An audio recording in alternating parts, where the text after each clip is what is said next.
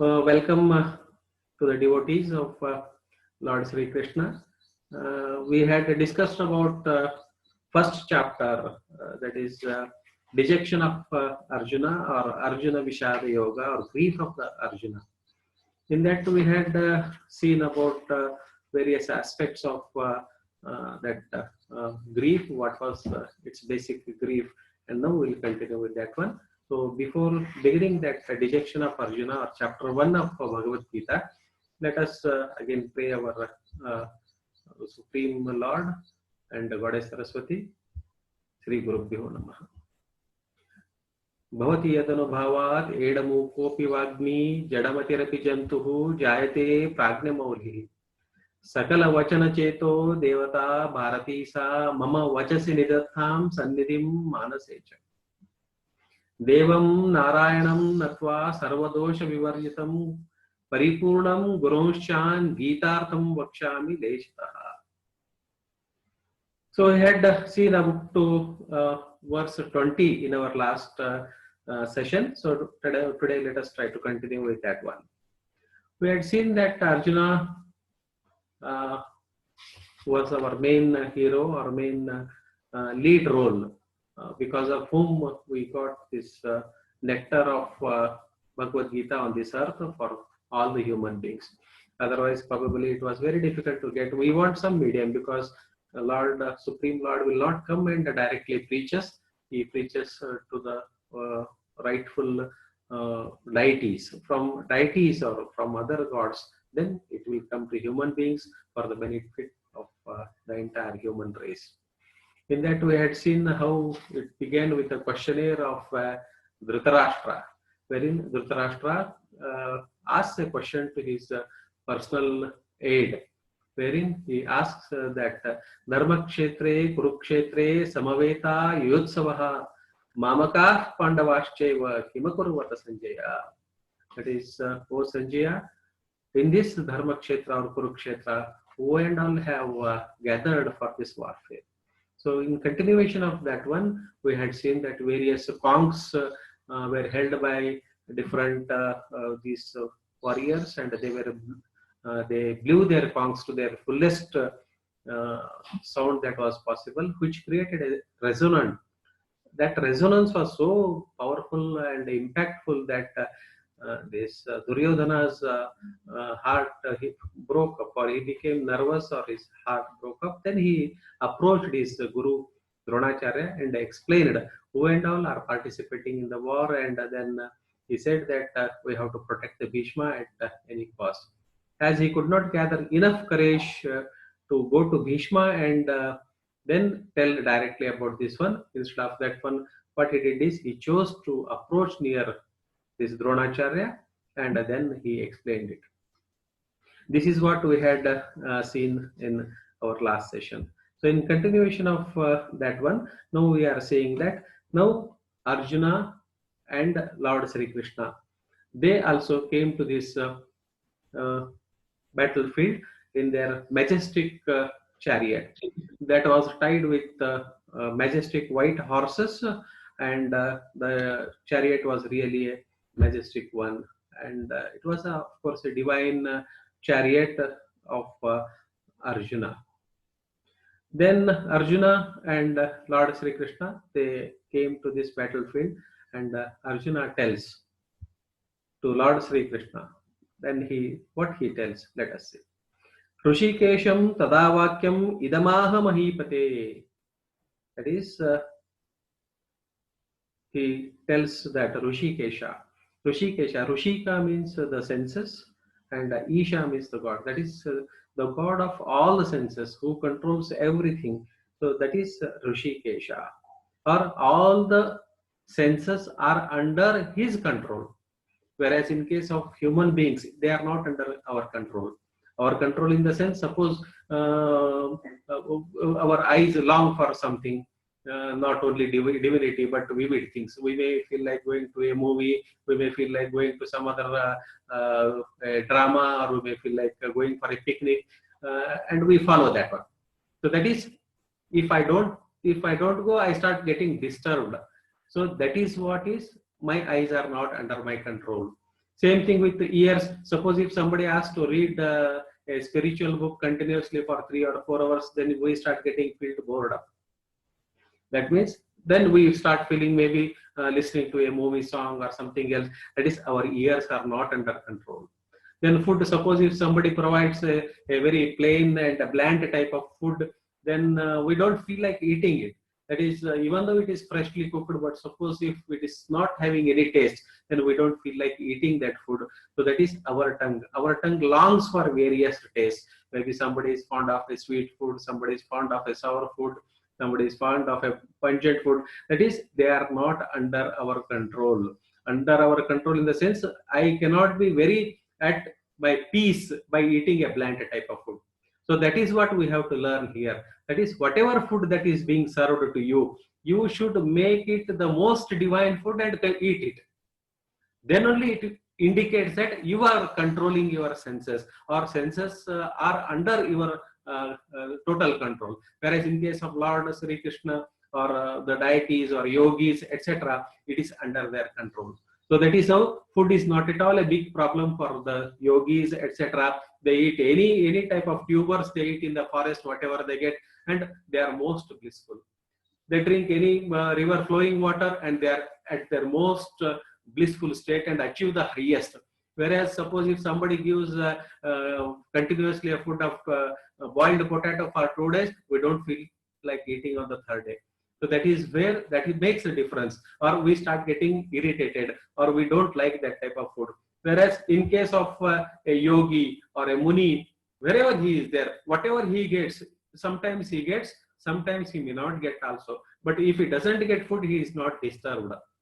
That is, he is totally at his peace and consumes if at all it is available. If it is not available, again is absorbed into the meditation. So that is, all the senses are under their control. So Rishikesha, Isha means God, Rishika means all the senses are under his control, or the Supreme Lord is the controller of the senses of each and everything that exists. So various such beautiful meanings can be drawn from these verses. That is, every name that has been addressed either to Arjuna or addressed to the Lord Sri Krishna, they have their own deep meaning at that point of time and how it was justified. That is also a wonderful thing. That is, at this point, instead of calling Krishna or Madhava, earlier we have seen that he had called once as Madhava, or he calls him as Achyuta, and now he is calling as Rishikesha. That is, Rishikesha means who is the controller of everything. He tells, now Arjuna tells, Senayor Ubhayor Madhye Ratam Stapaya Mechyuta. The two names have come here only. One is Achyuta, other is Rishikesha. Achyuta means, Chuta means the post. That is Achyuta, who is never deviated or demoted from his post. We all have some post, let us say professor, it may be demoted, or after retirement I have lost my post. Somebody may be prime minister, somebody may be president, but again when that time is gone, again that indicates that he has Padachyuti. Padachyuti we call, isn't it, commonly?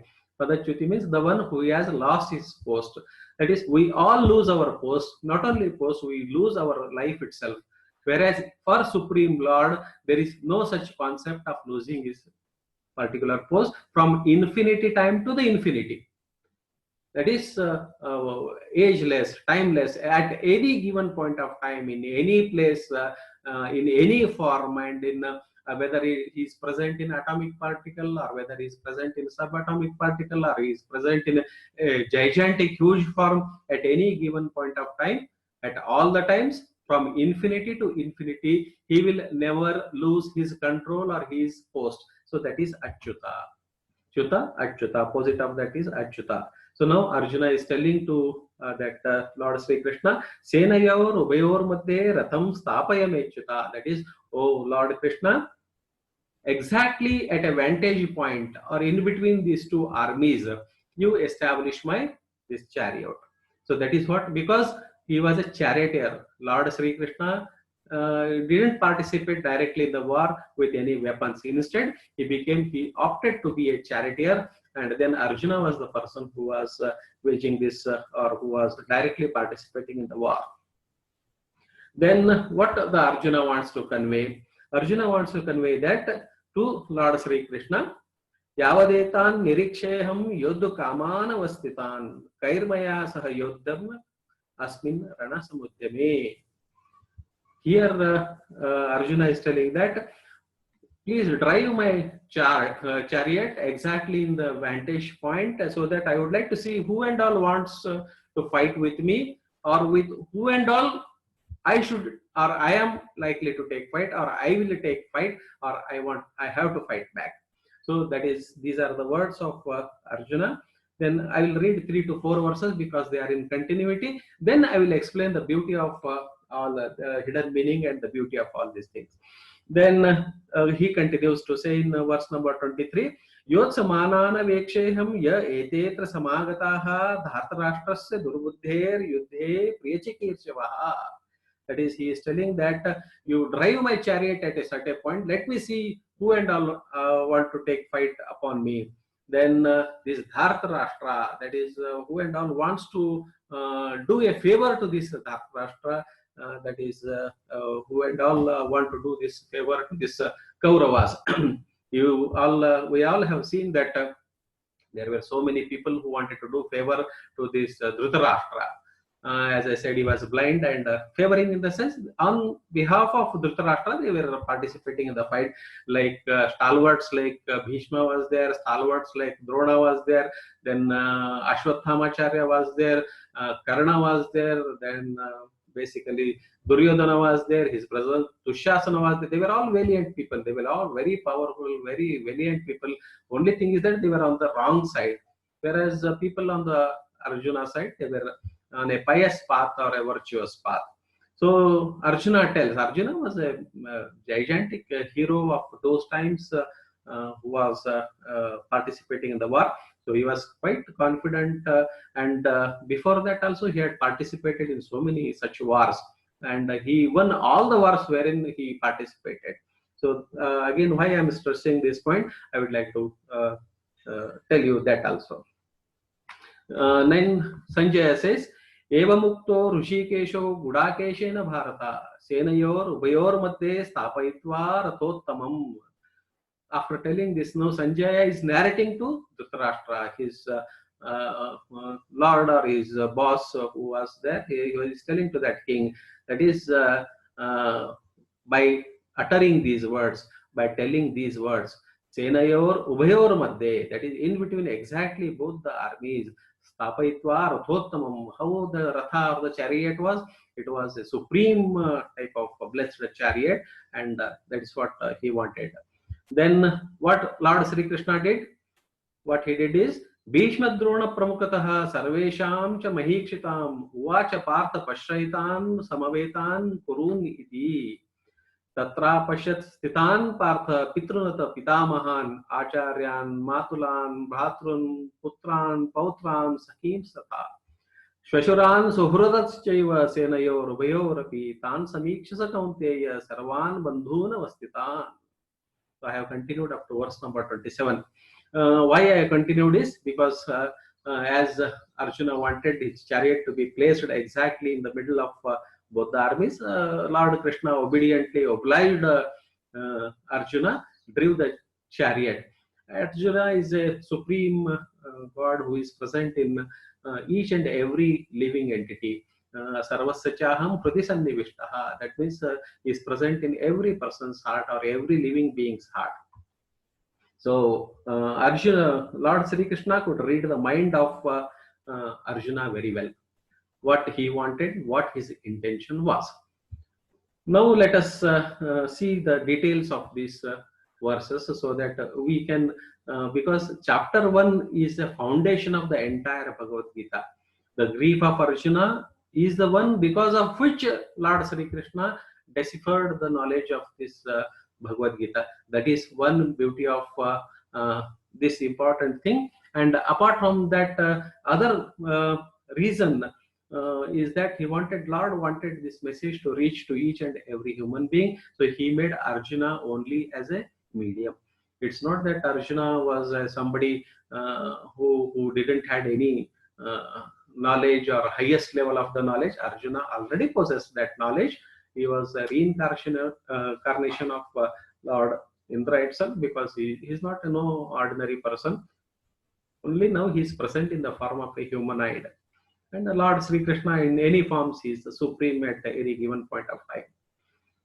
Now, why we are stressing now at this point of time is that who was Arjuna, we have to see. Arjuna was such a valiant person, a majestic person with a majestic personality and a heroic stature, and born in a Kshatriya race, or a highest race, which is considered at that point of time as a warrior race or a virtuous race. In that race, Arjuna was born. That is one important point about the Arjuna. Arjuna was no ordinary personality. As I said, he was an incarnation of Supreme Lord, who is Lord of so many other deities. As we say, 33 crore deities. Indra is a Lord of so many other deities. Important of those deities where the Indra rules over them are, one is Varuna, that is the Lord of the water. So you can see one water, how much havoc it can create. We are witnessing the rains in this Assam. We are witnessing the incessant rains in Bombay, and how it is creating havoc. That is, rain power has so much of potential in it that it can do anything. It can devastate anything. So much of power is held by this rainwater. This is that is which is headed by Varuna. As I said, water itself is a non-living entity. Now, many people who cannot understand this logic, they say that water is a non-living thing. How can there be a God, something and all? They have their own logic. That is different aspect of it. But for the believers, as I said, now let us say there is a ice cream vendor or a banana vendor or a vegetable vendor who is going. Vegetables are or banana, ice cream, they are all non-living things. Let us say they are non-living, because non-living is one which cannot move on its own anywhere.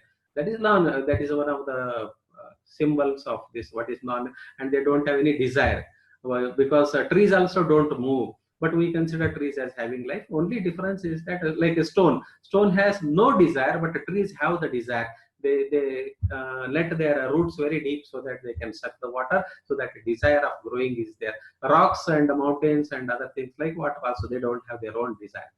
Now let us say some vendor is there. I had quoted this example also earlier, and that vendor is passing, some vegetable vendor or something like that. Now there are two this one entities that we have to understand. One is the vegetables, other is the person who is selling them. You do not know the name of that person who is selling, or a cloth seller is there in front of your house, or a bed sheet seller is there. You do not know the name of that person, but you want to purchase that bed sheet or what mat or whatever it is there. Now what you are doing, you are in your home, maybe in your balcony. So that person is passing. You don't know the name of the person. So what you do is you say, "Oh, Mr. Bedsheet," or "Oh, Mr. Vegetable," like that. Then that person, without any hesitation, he looks back and comes to you to sell his vegetables or anything. That means you have called the vegetables, not that person, but your intention is to buy the vegetables. That vegetable vendor has come to you without any difficulty. So this is what we practice in our life also. That is, water may not have its own life, but the lord of that water, like banana and its owner, whenever we say call for a banana fellow or a plantain fellow, that owner also will come. So like that, suppose if you call Mr. Plantain, so automatically that seller will come. Like that, whenever we pray waters, whenever we salute these waters, whenever we pay our respects to these waters, that means there is some lord who is controlling that one. Like a banana seller controls his banana, ice cream seller, the ice creams are under his control. That means if he wants, he will sell, otherwise he doesn't sell.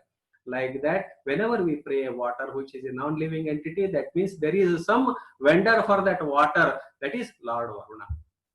But this is one example. Now you can extend, because you are all learned people, you can extend this logic to other things. That is, one is Lord Varuna, which has lot of power. Next is air lord, that is Vayu. That is, this is also, whenever there is cyclone or hurricane, how much devastation it can cause. We have seen recently in Orissa, etc. Winds were blowing at a speed of more than 200 kilometers per second. per minute, and because of that, so much of havoc we have seen out reach. That means this is also one of the powerful entity.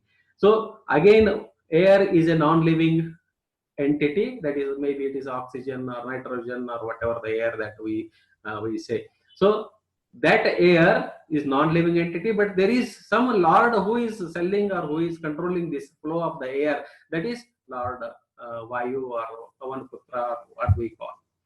That is another supreme power, that is air is another supreme power. Third supreme power is fire, is there, fire god. You know that yesterday Beirut there was a blast. You have seen that fire, how it has engulfed this entire city of Beirut, and then in Netherlands, and then all the houses etc. have fallen, or it has caught the fire. So this is one of the powerful entities. Or today, just now today only, that in Visakhapatnam, in Andhra Pradesh, there was a fire breakup at COVID hospital, and some more than 10 people died as per the news right now. This is only today's news only. That means fire is a non-living thing. So there is somebody who is controlling that fire, that is fire god. So we have various such gods in our system or in our Hindu philosophy. That is, these gods or deities control them. Lord Supreme God is supreme to everybody. All of these gods and Indras and such millions of Indras are under him. That is Lord Supreme Krishna. But he has under them, like we have president under him, we have prime minister under him, we have governors and ministers, something like that. The same hierarchy at a different level can be imagined, or the logic can be extended. So that is what we should know. I am stressing most of the things on this grief of Arjuna, or various features of Arjuna, because as I said, entire knowledge of Bhagavad Gita depends on this only. What now we are discussing, this how the logic got extended. Where was the fault line of Arjuna? As I said, was a very much learned person.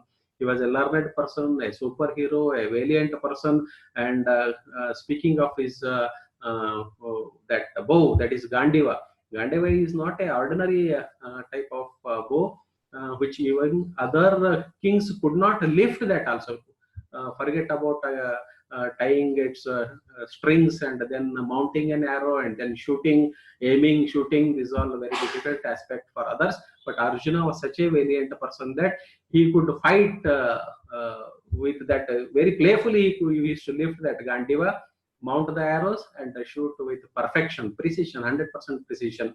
That all you have learned also, how he shot the bird's eye during his training under Dronacharya, etc. It was ordinary bow. Later on, he possessed that Gandiva. Gandiva is not a earthy bow; it is a heavenly bow. That is, first it was held by Lord Brahma. Lord Brahma had held this Gandiva for almost 1,000 years. It was with him. Later on, it came to so many other gods. It came. Then it came to Vayu god, and it came to Varuna god, and then it came to Indra. For almost 500 they were holding, and finally it came to God Varuna. God Varuna, as a god of the rains, he was holding that. It was under his possession. They were all deities. There was no such difference. So it was under with Varuna. Varuna gave as a gift to Arjuna that divine bow. So such is the glory of this great Gandiva. It was named as Gandiva, as we have seen so many names of the Kongs also, isn't it? Panchajanya and Devadatta and Sughosha, Manipushpaka, like that. This bow is named as Gandiva. This is also one of the very powerful bows that was there. And Arjuna, as I said, again, repeatedly, entire session, probably I will stress on Arjuna only, so that your entire foundation of Bhagavad Gita becomes so strong enough that you will never get any doubts, and you yourself can defend this Bhagavad Gita. Because many people raise controversies over this, that is Lord Krishna waged a war and he did partiality, so many things they keep on speaking, which is quite, you will understand the logic for that one. Now Arjuna starts behaving like a philosopher, as he was basically a learned person. So now he tells philosophy, he speaks so many philosophical words, and for a common man it appears really very highest philosophy. But how there was a fault line that was running with his philosophy, that is what we have to see here.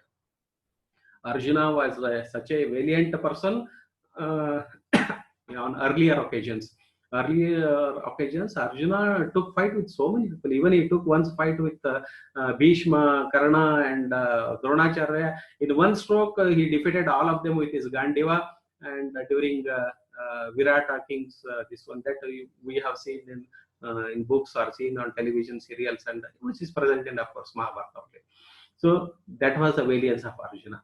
Apart from that, the name of Arjuna itself is Dhananjaya. Dhananjaya means one who has won the money. From where he won the money, whenever he used to go for a war, he used to defeat the kings, and the kings used to surrender, and then they used to offer a lot of money to him.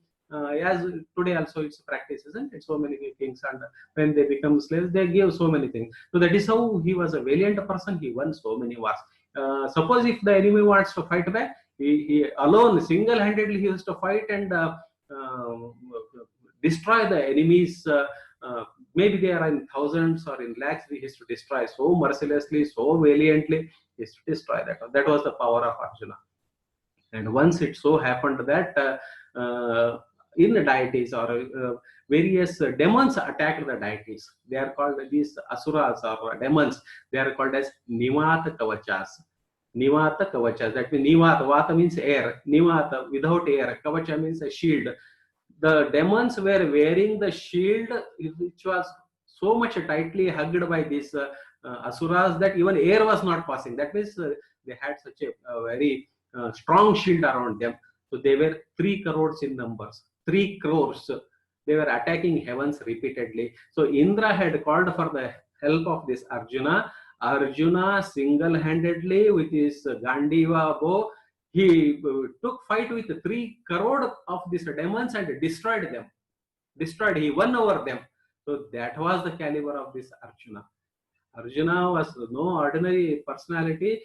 His majestic, his heroism, that is why he was so much confident. So with that confidence, he was every time telling to Lord Sri Krishna that I want to take revenge for disrobing of the Draupadi and take me there. And when they came, with so much of spirit, he came to the battlefield and asked the Arjuna to take his chariot at a vantage point. So that means at this point of time, that valiance of Arjuna had entered his head. Some authors also say that he became egoistic, that overconfident. Rather than confidence, he became overconfident and dictated Lord Sri Krishna to take. Arjuna, Krishna as a charioteer, he drew his chariot and took at a vantage point, and then this is how this story continues. So then again I will tell you when that we come across that logic, where Arjuna faltered, and why Lord Sri Krishna has to again teach what is the correct religion for this one, or what is the correct justice that he is supposed to. So that is what we have to do. So now I have read all this one. That is Bhishma Drona Pravata Sarvesham cha Mahekshitam Uvacha Parshapatshaitam Samavetan Kuruniti Tatra Pashat Sitan Partha Pitrunata Pitamahan Acharyan Matulan Bhatrun Putran Pautran Sakim Sata. Already had read, so I am going very fast. Then Shashuran Suhradascha Senayo Rubhayorapi Tan Samikshasa Kaunteya Sarvan Bandhu Namastitan. So when Lord Sri Krishna brought in the middle of that armies, Arjuna saw the scene. That's what he wanted. He wanted to say that I want to see the scene and let me see who and all want to take a fight with me. So when his chariot came there, then Lord Sri Krishna said, "Now you see whatever." So what he saw that scene, he did not see the enemies. Rather than what he saw so many of his relatives. That is what he saw. Tatra Pashyat, he saw there. Pitrunatha. Pitru means father. Pitrunatha, like father. Who are people like father? Father's brothers are like father. That is paternal uncles. He saw the Pitrus and Pitamahan, that is, he saw grandfather. He was not seeing the enemies, wherein he was boasting, let me take fight. Now he is telling that he was seeing all his relations, not the enemies. That is, he saw Bhishma, Pitamahan, then Acharya and Drona he saw, then Matulan, mother's brother he saw, then he saw his children. His children means, in the sense, his brother's children. Duryodhana was his brother only, cousin brother. So Duryodhana's son was participating in the war. Duryodhana's grandson was also participating in the war. So that is how he saw children as well as grandchildren also he saw. That is the meaning of this one. Then he saw Sakib friends. He saw his friends that were participating. Then he saw Shwashuran, that is in-laws he saw. Then he saw so many of relatives that who are participating there.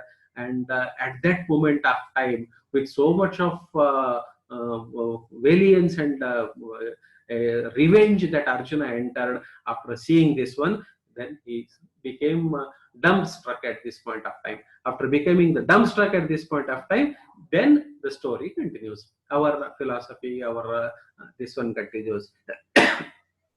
Now, Krupaya Paryavishto Vishidannidam Pravit Arjuna Uvacha Drushtemam Swajanam Krishna Yodsum Samupastitam. Now he is telling to Krishna, oh Lord Krishna, I am seeing so many people, Swajana, Parajana. There are two things. Always our world revolves around me and my relatives and my friends, to whom we adore like anything, even if they are at fault. And others, we don't appreciate. Even if they do very good, we don't appreciate. So this is a basic human tendency. That's what is the tendency of Arjuna. Lord Sri Krishna had prepared him, or with his wheel, he prepared that Arjuna's mindset in this angle only, how a common man can think. Then what Arjuna says further, Sidanti mama gatrani mukham cha parishishyati vepatuscha sharire me roma harshascha jayate. So this is what we all experience. Whatever a human being experiences, same feelings were there for the Arjuna. And Lord Sri Krishna wants to convey the message that as human beings, whatever difficulties that you get at that point of time, you will face all these situations. When you face all these situations, at that time, you take the right path, or surrender to the God, or take shelter to the in the God, and ask for his guidance and take a right path. Then definitely you will get the success. That message Lord wanted to convey to entire human race through Arjuna, who was a medium here. Then he says, Gandivam samsate hasta tvakshaiva paridahyate nacha shaknum avastatum brahmativa chaimanaha. Now this I will read another two, then I will come to this explanation. Then he says, Nimittani cha pashyami viparitani keshava nacha shreyeno pashyami hatva swajanamave nakangshe vijayam krishna nacha rajyam sukhanicha kimno rajyena govinda kim bhoger jivite nama.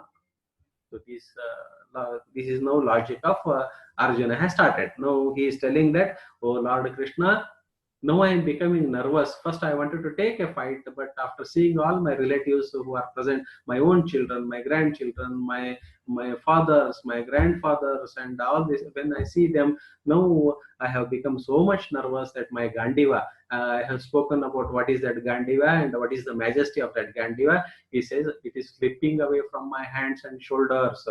That is, he says, Gandivam samsate. Now Sidanti, now I have become almost like a small, this one I have been reduced, my size has been reduced now. That is what he is telling. Now I am feeling a feverish sensation has come, and Vepatushya sharire me, my body has become warm or hot, and I am unable to stand. My mind is rotating, vertigo, I am developing a sort of falling down sensation, and then I am not finding any signs of victory in this warfare for me, and I am not finding any victory or any great fame by killing my own people. That is the argument of this Arjuna. Now further he says, I don't want any kingdom, I don't want any of this earthy rules like a king, and then I don't want to become king at all, because I don't want to kill my own people and have this victory. That is the defense of this Arjuna. He says, Nakangshe Vijayam Krishna, Nacharajyam Sukhanicha. I don't want pleasures of this kingdom, O Lord Krishna. Kimno Rajyena Govinda, Kim Bhoger Jivitena va. Why should I live when I kill my own people, my own brothers, my own children, by killing them? And I am the main cause of this one, and by doing such a ghastly act, what type of pleasure I will get? So I don't want the victory itself. Further he says, Eshamarte Kankshitam no Rajyam Bhoga Sukhanisha whatever struggle we do in our life, maybe I have taken a job, or I sell something, or I become a trader, or I do something. Why I do all these things? Because I want to make money. With that money, I want to keep my family, my children, and everybody very happy. So that is our intention. I want to have a big bungalow and keep myself, my relatives should be there, and all. There should be glory for me and my relatives, etc. So that is what now Arjuna is telling. I don't want all those things. Then further he continues, Eshamarte Kanchitam no Rajyam Bhoga Sukhanicha Ta ime vastita yuddhe pranam setva dhananicha. See, what can I achieve with killing this one? And they are all my relatives who have come for this in this battlefield to die themselves to make a favor to this idiot Duryodhana and his father. That was the contention or argument of this Arjuna. Then further he says, Acharya Pitarah Putras Tataiva cha Pitamaha Matula Shashurah Pautra Shala Sanbanis Sada. He says, by killing Acharya Guru, my Dronacharya Guru and Ashwatthama and my uncles and all other my mamas or my Matula, that is mother's brothers, etc. If I by Shashura, my in-laws, if by killing them, what is that I am going to achieve? I don't achieve anything. Then etan hantam ichchami gnatopi madhusudana api trailokya rajasya sahetoho kimnu mahikrute. He says that by killing them, we are not going to achieve anything. So even if they kill, I don't mind. Let them come and kill, and I am not interested to kill them or wage a war. Forget about this ordinary world or earthly powers. Even if somebody offers me all the three lokas, I am not interested in heavens or any of these, whatever the worlds that are there above earth and below earth. Even if somebody wants to offer them, I am least bothered about that one. That is what is the contention or theory of this Arjuna. Now further he says, I think I have another 4 minutes, and again we can disconnect after 4 minutes. Automatically it gets off. Till that I will speak, and then we can continue this one, so that we can complete this chapter 1. Then further Arjuna says, Nihatya dharta rashtran kah priti syad janardana papame vasrayet hasman tan atatayinaha. He says that Nihatya Dhartarashtra, by killing these Dhartarashtra, means children of this Dhritarashtra, by killing them, what is that we are going to achieve? We are not going to achieve anything. Papame Vasrayam, that means we are accruing sins only by killing our own relatives. Who are those relatives? They are Atatais. He is addressing them as Atatais. Now, what is this Atatai in Sanskrit? Atatai is the one who do 6 sins. Suppose if they do 6 sins, they are called as, or any one among them 6 sins, they are called as Atatais. What are those 6 sins? That is setting fire to the people. That is also a Atatai, a definition of an Atatai. Simple example is we have seen this some what we call goons or some antisocial elements pouring acid on girls and then burning them. They have burnt them alive after so many this one. Torturing them, they have burnt them alive. That is, burning the life of others is one of the symbol, one of the definitions of this Atatai. That is Atatayinaha.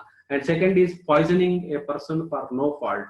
That is, if you feed with a poison for no fault of theirs, they are not our enemies. As I said, I used to quote also the example of that Kasab. Kasab came from Pakistan. He killed the people who were there on railway station who wanted to do journey. Neither these fellows knew who was that Kasab, nor that Kasab knew who are these fellows, or somewhere some bomb blast happens. Nobody knows who has planted the bomb. Neither they know who are where he is planting, against whom he is fighting. Suppose if he is fighting against an enemy and killing them, it is a sign of valiance for the sake of country or patriotism. Some persons who are traveling in a train, traveling in a bus, if you kill them for no fault of theirs, that is an Atatai, another definition of Atatai. Or poisoning a person, that is then attacking with weapons somebody, that is also a definition of Atatai. Then disrobing the women, that is also a Atatai. And then dispossessing the rightful property of somebody, that is by Gundaism, asking them to vacate their house, vacate their lands, and then grabbing them.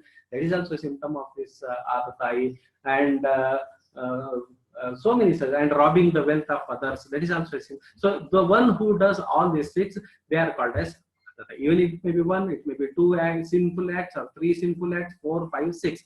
And the greatest tragedy is that Duryodhana did all these six. That means he was fitting into this definition from all the angles.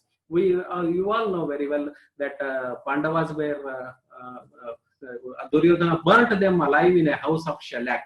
So that is where he did first Atatai, and of course with the grace of God and Vidura's knowledge, they all escaped safely. That is the other aspect. But he prepared a house of shellac and wanted to burn them. Lakshagraha, what we call it, that is he burned them. Then poisoning, Duryodhana fed poison to Bhimsena, and he wanted to kill him by feeding with a very deadly poison. But again, with the grace of God, Bhima also survived. That means second category also this Duryodhana, that he fell into this, Shakuni, Duryodhana, everybody, they fell into this category. Then disrobing of women, this is a very famous one, where Draupadi was disrobed very well right in the palace. So that is another act that was done by this Duryodhana. Then stealing the property, he stole the property, or he took away the property of Pandavas. That is another category wherein that Duryodhana also fell there. And like that, so many, everything he fit into this, all the categories, that is poisoning and attacking with weapons, and then drowning them in the water. This is also one of the Atatais. That is, Bhimsena was thrown into the water once by this Duryodhana by tying. Again, he was survived. So like that, this Duryodhana was a vile and a wicked villain who did all these Atatais. And now Arjuna is addressing them that what is it we are going to get this by killing these idiots or these Atatais? Let us not, let us forget them. Let them rule.